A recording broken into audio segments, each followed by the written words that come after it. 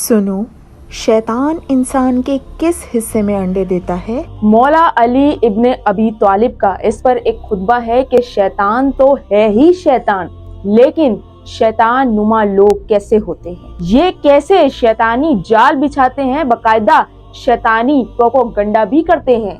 याद रखिएगा, ये खुदाई बनाई गई शरीयत और उसके अहकामात से हटकर काम करते हैं, और यही वो लोग हैं जिनके सीनों में शैतान अंडे देता है और फिर इस अंडे से बच्चे निकलते हैं। फिर वो उनकी गोद में दौड़ते, रेंगते, उछलते, कूदते हैं।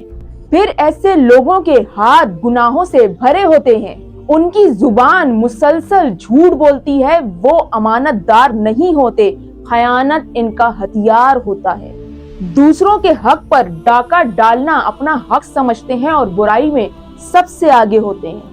और फिर ऐसे लोग मानते भी नहीं, लेकिन अगर कहीं मान जाएंगे तो दूसरी तरफ आपको नुकसान पहुंचाने की कोशिश करेंगे। फिर मौला अली अलैहि सलाम फरमाते हैं कि अब ऐसे लोग देखते हैं तो शैतान की आंख से देखते हैं, बोलते हैं तो शैतान की जुबान से बोलते हैं, और ऐसे लोगों को शैतान ने खताओं की राहों पे लगा रखा है। फिर फरमाया कि ऐसे लोग भी शैतान के रास्ते पर हैं जो बातिल और बुराई की हिमायत करते हैं और सच को झुटलाते हैं। मिसाल के तौर पर अगर आप आज के खानदान और मुआशरे पर नजर करें तो आपको ये चीज बखूबी देखने को मिलेगी कि शैतान मोमिन का दुश्मन कैसे होता है और अपने गिरोह इंसानी रूप में कैसे तैयार करता है। मसलन एक इंसान ने सारी जिंदगी फर्मा बरदारी में गुजार दी, उसका तमाशा बनाया जाएगा।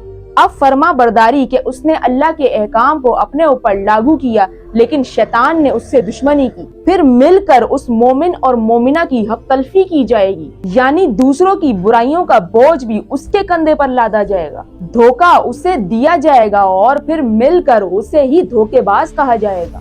और सारे शैतानी हरबे इस्तेमाल करने के बाद तमाम झूठ उस पर बांध दिए जाएंगे। इस पर मौला अली अलैहि सलाम फरमाते हैं कि यही कयामत के आसार हैं और निशानियां होंगी कि हमारी शरीयत और विलायत का कत्ल करके शैतान की विलायत में दाखिल होंगे। फिर मौला अली अलैहि सलाम ने इन्हीं मुनाफिकों की तरफ इशारा करके फरमाया कि ये लोग शैतान के रफीक और उसके मददगार हैं, कि हर बुराई और बातिल का साथ देकर शैतान को खुश करते हैं, कि इनके सीनों में शैतान के आशियाने हैं और यहीं पर शैतान की औलाद परवान चढ़ती है।